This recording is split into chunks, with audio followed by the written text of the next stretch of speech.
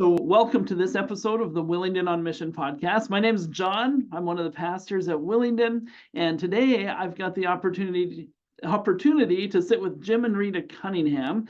This is the second of 4 short podcast episodes that we'll highlight this month to get to know Jim and Rita. So welcome here, Jim and Rita. Thank you. This episode, could you just tell us a little bit about one particular topic? So after you retired from several ministry engagements, you started an organization called Go Teach Global. Go Teach Global. And can you tell us why you started it and why it's called Go Teach Global and what you do? It's a good question, valid question. I was working with Wycliffe Bible translators from 2007 until 2015. And for those 8 years, it was ironic that I started there when most people were retiring, because I was 64 when I started with Wycliffe, retired from Wycliffe at 72.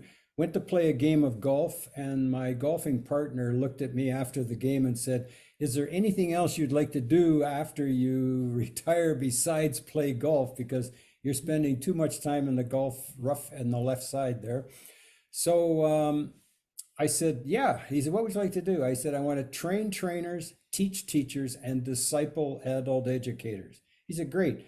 Why don't you form a society, have it register with the government, get a lawyer to set it up, get an accountant to do all the paperwork, and do it?" I said, "Oh, okay." That individual is this year the chairman of our board. He's after 9 years we've been doing it. And that was what we did. We went to go teach overseas, and the text that we had written, Paul Estabrooks and I earlier, was called "Standing Strong Through the Storm." It has been now translated into over 50 languages, and this is the most recent copy translation in the Urdu language. So we've been blessed by the Lord and the opportunities to go and teach and train trainers. Just a quick awareness that we received a report from Open Doors that in the 50 translations that have been used for the last number of years, they have probably they've trained over 200,000 people in the 20-year period in Indonesia, Nigeria, and India to go and prepare others for how to deal with persecution. Wow. So that's been the legacy, I guess, of the SSTS book.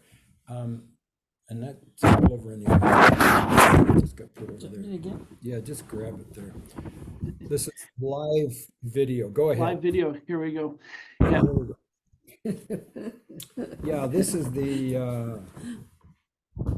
one that we did 20 years ago, and Open Doors gave us the copyright to the book. So it's now Go Teach Global can use it any way they choose. So it's been a blessing to do that. Rita has been with me in many of these 40, 50 countries that we've been into many times, into some to do the teaching. And she's been involved with the trauma healing when we were in South Sudan and other places. Ethiopia, and we've just been blessed by the Lord to keep going and doing it. So that's Go Teach Global. Started. Yeah.